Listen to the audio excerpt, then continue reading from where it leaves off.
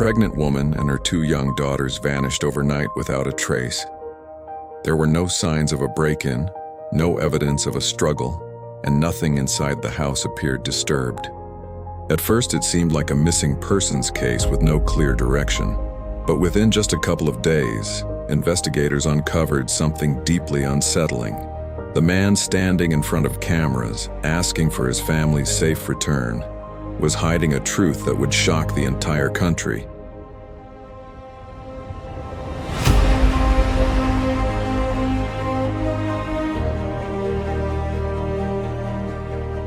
This is the story of Chris Watts, a man who appeared to have a normal life, a wife, 2 daughters, and another child on the way. Within just a few days, that image completely collapsed, revealing one of the most disturbing family crimes in modern American history. Chris Watts lived in Frederick, Colorado, with his wife Shanann Watts and their daughters, 4-year-old Bella and 3-year-old Celeste. Shanann was very active on social media and regularly shared moments from their family life. From the outside, everything looked stable and happy. Chris worked for an oil company and was known as a quiet and calm person who mostly kept to himself. There was nothing obvious that suggested anything was seriously wrong. However, during the summer of 2018, things began to change. Shanann and the children traveled to North Carolina for several weeks, leaving Chris alone in Colorado. During this time, Chris began an affair with a coworker named Nicole Kessinger. This relationship marked a major turning point. According to the investigation, Chris started distancing himself emotionally from his family. He also began searching online about starting a new life and how relationships develop, which showed that his priorities were shifting away from his home life. Shanann returned to Colorado on August 12, 2018, after her trip. At that time, she was 15 weeks pregnant. Friends later said she had started noticing changes in Chris's behavior. He was less communicative, less affectionate, and seemed distant. That same night, Shanann arrived home late, around 2 a.m. This would be the last confirmed time she was seen alive. The next morning, August 13th, Shanann missed a scheduled doctor's appointment, which was unusual. Her friend, Nicole Atkinson, became concerned and decided to check on her. When she arrived at the house, she noticed that Shanann's car was still in the garage and her personal belongings, including her phone and purse, were inside. However, Shanann and the children were nowhere to be found. At that point, the situation became serious, and the police were called for a welfare check. When officers arrived, Chris Watts spoke calmly and explained that he had a serious conversation with Shanann earlier that morning and that she had left the house with the children. However, there was no clear evidence supporting this claim.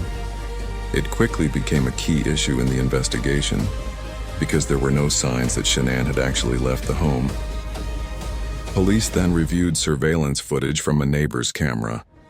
This footage became one of the most important pieces of evidence in the case. It showed Chris backing his truck into the driveway early in the morning and loading items into it. He was seen moving back and forth several times.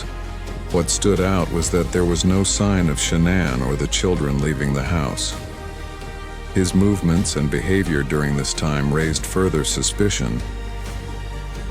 On August 14th, just one day after the disappearance, Chris gave a television interview outside his home. He spoke about wanting his family back and appeared to be asking for their safe return. However, many people who watched the interview noticed that his tone and expressions did not fully match the situation. While this was not proof of anything at the time, it added to the growing doubts. As the investigation continued, the pressure on Chris Watts intensified. His statements no longer aligned with the evidence, and the inconsistencies were becoming impossible to ignore. When he agreed to take a polygraph test, the results only deepened the suspicion. Afterward, investigators confronted him directly, making it clear that they did not believe his version of events. After hours of questioning, his story began to break apart. At first, he attempted to shift the blame, claiming that Shanann had harmed the children and that he reacted in a moment of anger. But the explanation did not hold up under scrutiny. Investigators continued pressing him, carefully pointing out the contradictions. Eventually, the truth started to emerge. Chris admitted that he had killed his wife, Shanann, inside their home in the early hours of August 13th. He then confessed to killing his daughters, Bella and Celeste. The calm and controlled image he had maintained began to collapse as he described what had happened. What started as a missing persons case had now turned into a full confession to multiple murders. After committing the crimes, Chris transported the bodies in his work truck to a remote oil site where he was employed. At that location, Shanann was buried in a shallow grave, while the bodies of the children were placed in oil tanks. The details were difficult to process, not only because of what had been done, but because of how methodically it had been carried out. The location and evidence later confirmed his confession. The motive behind the crime was not related to robbery or external threats. Instead, it was connected to Chris's personal decisions and his desire to start a new life. His relationship with Nicole Kessinger played a significant role, as he no longer wanted the responsibilities of his existing family. Rather than ending his marriage in a normal and lawful way, he chose a path that resulted in devastating consequences. Chris Watts was arrested shortly after his confession in August 2018. Instead of going through a long trial, he accepted a plea deal.